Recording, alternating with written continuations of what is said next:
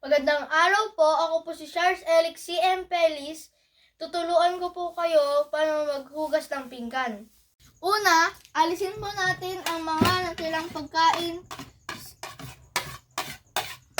Pangalawa, hugasan po natin ito.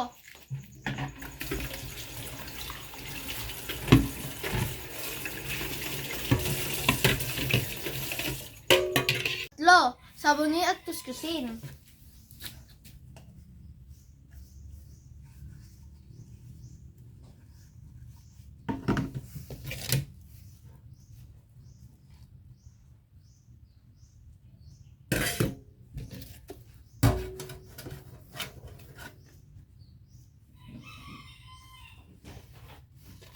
Pang-apat, baliwan po natin itong mabuti.